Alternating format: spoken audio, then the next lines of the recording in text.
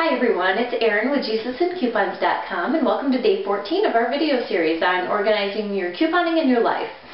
Today we're going to talk a little bit more about saving money in other ways besides using coupons, and today we're going to focus on entertaining and gift giving because we spend a lot of money on those things throughout the year.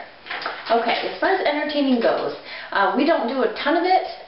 We don't go out a lot for our entertainment. We've never done that as a family as far as when we were growing up, both as kids, my husband and I, in separate homes. We just never went out a ton. We did a lot of family activities. So let's say that you and your friends want to get together. Instead of going out to the movies or going out to dinner, why don't you invite them over to your home? And, you know, obviously cooking from scratch or cooking at home is cheaper than going out to eat. And doing those kinds of things, and run a movie or have the kids play, you know, something along that line. So that's just one example. If you like to go out with your husband but you don't want to take the kids and you don't have enough money to pay a babysitter, swap nights with one of your friends. Maybe your friends have kids and you could watch their kids one night, and then when you want to go out, they could watch your kids for free. You know, and that saves a lot of money actually when you think about how much you have to pay a babysitter. Take advantage of places in your area with things to do that are free. Like we live near the water, we go down and feed the ducks a lot, we go fishing, we just go for walks, you know, things like that. If you have a park nearby, you know, a state park or something, go there, just bring a ball or a frisbee, you know, do something like that that's free. Go take a bike ride, something like that. It's going to help you out physically as well. So that's going to save you some money. And if you must eat out, going back to the eating out part, if you have kids, search for a coupon, because you can usually find different coupons that restaurants have different times of the year. And also some places like Bob Evans, on certain nights kids will eat free there. So just check out whatever restaurant you're going to, get on their website and see if there's a coupon and you know, some kind of deal where the kids eat free or cheap. You know, sometimes they have $1.99 meals, things like that. So that's an idea. Check out your community calendar if you're looking for something to do. We go to a lot of benefits, things like that, where you get a meal, free money, but it also goes towards something. And it's also usually cheaper than going out to eat.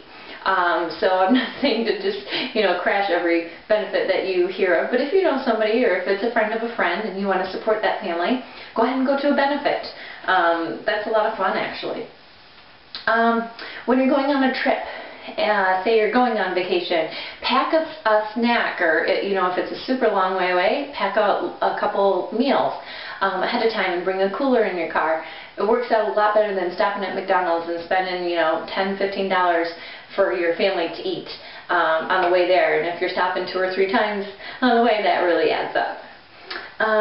The library. A lot of people don't think of that. I didn't think of this. My mom watches my kids and she takes them to the library all the time. They love the library.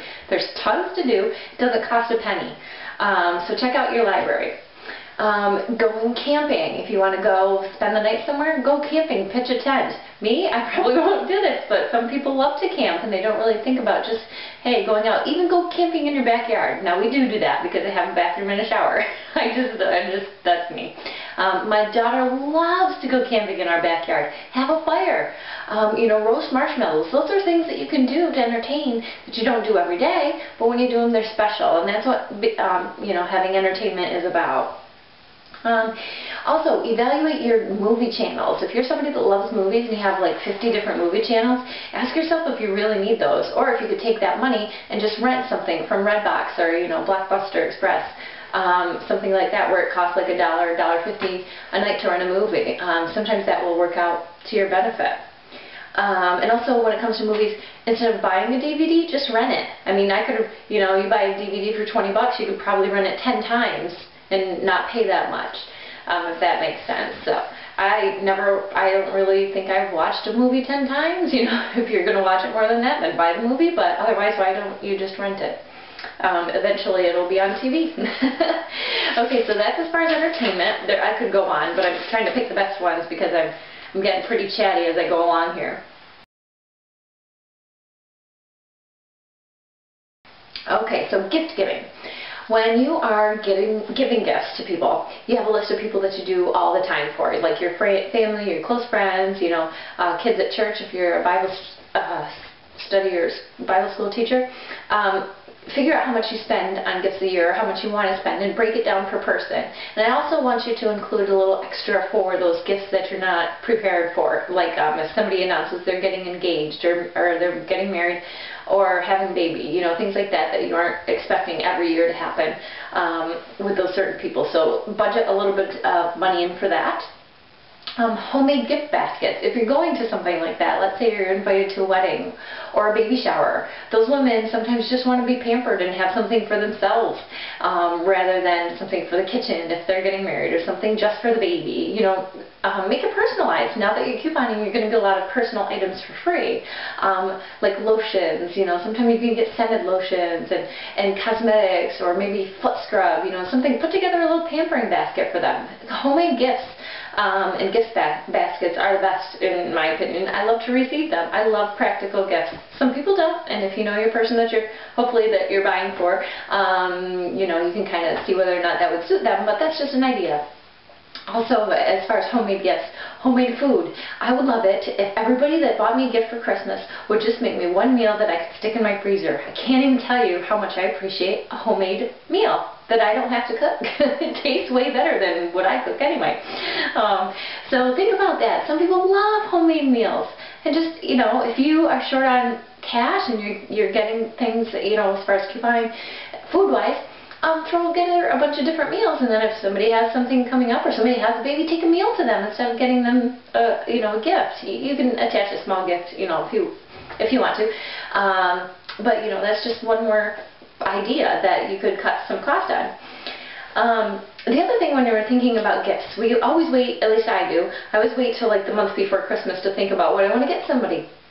Take notes throughout the year. Like if somebody's having a birthday and you hear somebody say, oh, I'd like one of those, take a mental note. You know, if they're watching somebody open gifts and they say, you know, I'd like that, well, think about that and see throughout the year if it goes on sale. Now, I'm not promising it's going to, but I mean, if you're looking for something, usually you can find it cheaper sometime throughout that year before you have to give the gift at Christmas. So be thinking of that. Take mental notes. Keep generic gifts on hand. By that I mean things that you could give to pretty much anyone, like a teacher or a friend. Like candles fall into this area, and I know candles are overused, at least where I live. I love candles, but I have like 1,000. But you know, something like that. Picture frames that you could stick a photo of you and that person in, like for a friend if that's moving away. You know, something like that.